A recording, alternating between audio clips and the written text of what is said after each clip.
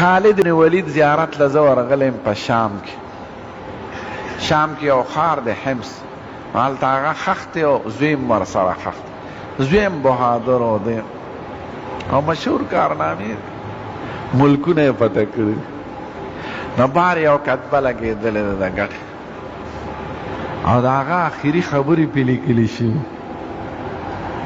د مرګ نه مخکې ناستو خلک ورته دی ورته وصیت کوي او وصیت په دې غرض کوي چې ګورې د جهاد نه ونه یېرېږې،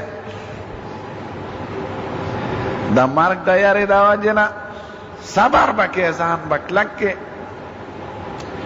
که په جهاد کې مرګ وي نو زه به په مړ شوی وي، زما په بدن کې روغ ځای نه دی پاتې شوی. زه په سر لګېدلی، زه په مخ لګېدلی، زه په شا لګېدلی، زه په خېټه لګېدلی، زه په خاصو اندامونو لګېدلی، زما بدن ټول زخمی دی. او همیشه به مې دا سوال کو چې خدای د جهان په میدان کې زه شهید شم نو خوند به وکړي، خو ارمان مې پاتې شو او زه دا د په کټ پوزي مرم. نو وایي فلا نامت عین الجبنا، دا بزدله خلک، دا وارخطا خلک چې جهاد ته نه ځي، خدای دې د دوی سترګې په خوب وده نه کړي. زما د حال نه دی عبرت. که مرګ په جنگ وي نو خو زه به مړ وی، لکه څو ځله لګېد په سختو ځایونو کې ګیر شوی.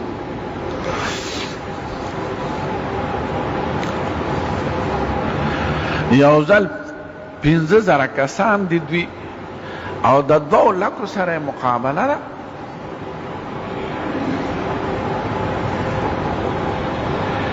نبی کریم لیږلي د تبوک جنگ له.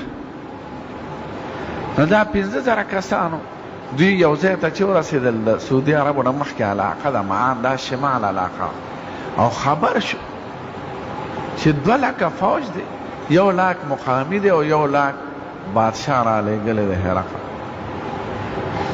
او ټول مجرب فوج مدرب او غټ او بل د شام خلک غټ سر سپین طاقتمن، او سعودي عرب ګرم علاقه ده، خلک یې اوچکړس دي. دا اوس پکې لږ غوړ زیړ شو، مخکې خو خوار و غریبانان.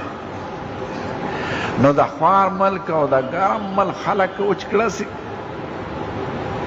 نو مشوره یې کوله چې دا خو مخکې 2 لکه فوج دی او مونږ 15,000 یو، راځئ نبي کریم ته خبر ورلېږو چې څه وایي راته.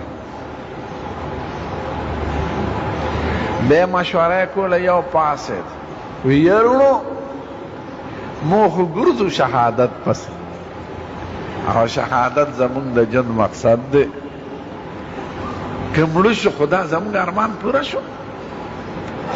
د کوم شي دپاره چې راوتي وو چې د خدای په لار کې ځان ورکولې، هغه مقدس زمونږ جنگ خو په شمېر نه دی، بس ټول ویزو لاړه. دا یرموک جنگ ورشته نه تبو د جیش العمرا، هغې موته نوم دی، جنگ موته، د موتې جنگ. خدا مشوره د تبوک نه مخکې معان کې وکړه. نبی کریم چې لیکل نو ورته وایي دا فلانکي به امیري، حضرت جعفر ورته یاد، زید ابن حارثه، که دی شهید شو نو بیا به جعفر امیری، که جعفر شهید شو نو بیا به عبدالله ابن رواحه امیری، که دی شهید شو نو بیا ځان له مشر مقرر کړي. او نبی کریم به چې دا خبره داسې وخت کې وکړه، د خلقو به دا یقین و چې دی خو شهیدان کېږي.